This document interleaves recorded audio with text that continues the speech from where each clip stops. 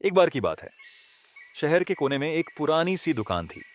दुकान के बाहर एक पिंजरे में बैठा था एक तोता, हरा, चमकदार और बहुत तेज दिमाग वाला। वो आते जाते लोगों से बोलता था, नमस्ते जी, अच्छे इंसान बनो, जल्दी मत करो, जिंदगी लंबी है। लोग हंसते, रुकते, फोटो खींचते और आगे बढ़ जाते। दुकान का मालिक रोज चिल्लाता रहता, ए तोते, ज्यादा मत बोल, ग्राहक डर जाते हैं। तोता मन ही मन सोचता, वाह रे इंसान, खुद पूरा दिन चिल्लाए और मुझे बोले चुप रहो। एक दिन एक आदमी आया, महंगे कपड़े, मोबाइल कान से लगा हुआ और चेहरे पर पूरा टेंशन। वो बोला, हाँ हाँ, निकाल दो उसे कंपनी से, मुझे बस प्रॉफिट चाहिए। तोता बोला, अंकल पानी पी लो, गुस्सा कम हो जाएगा। आदमी चौंका, अरे ये तोता सलाह भी देता है। दुकानदार बोला, बहुत बोलता है साहब, लेकिन दिमाग तेज है। आदमी हंसते हुए बोला, चल तोते, तुझे मैं अपने घर ले चलता हूं, एंटरटेनमेंट मिलेगा।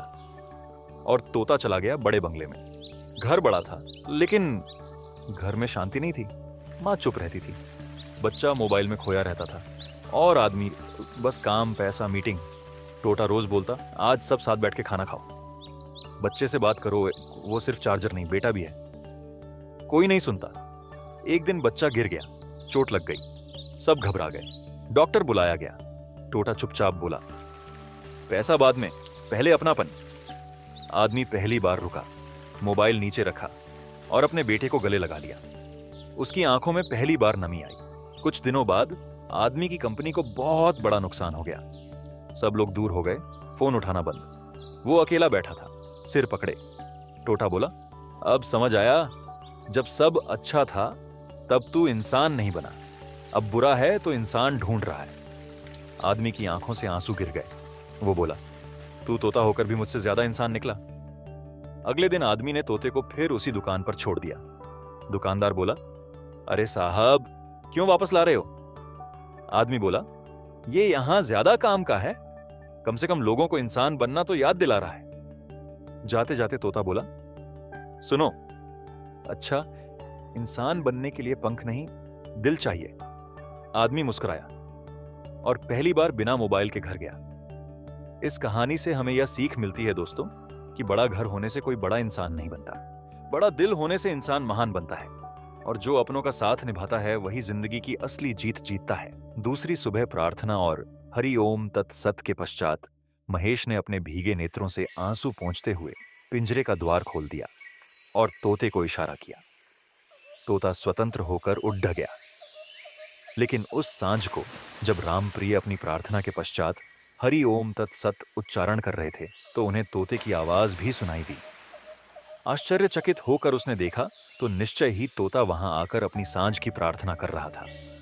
यह क्रिया चलती रही और महेश, उसके माता पिता और तोता सब लोग अत्यधिक प्रसन्न थे। एक सुबह लगभग 10 बजे रामप्रिय की पत्नी घर का काम कर रही थी, तो अचानक उसे बाहर शोर की आवाज आई। उसने बाहर आकर देखा तो आकाश में कई 100 तोते मंडरा रहे थे और एक गोलाकार झुंड बनाकर गोल आकार में ही उड़डच रहे थे। जब ध्यान से रामप्रिय की पत्नी ने सुना तो ये प्रत्यक्ष हुआ कि वे सारे तोते हरि ओम तत्सत का उच्चारण कर रहे थे और उसने देखा कि एक तोता धरती पर पड़डाधा हुआ था और लगता था उसकी मृत्यु हो चुकी है।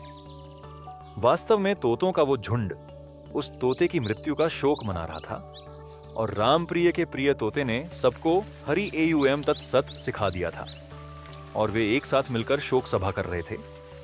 आकाश में उनका उड़ना तब तक चलता रहा जब तक सफाई करने वाले मृत तोते को उठाकर नहीं ले गए। एक सांझ को जब रामप्रिय अपने खेतों से लौटने वाला था तो महेश ने देखा कि घर की मुंडेर पर तोते के साथ एक सुंदर सी मैना भी बैठी थी।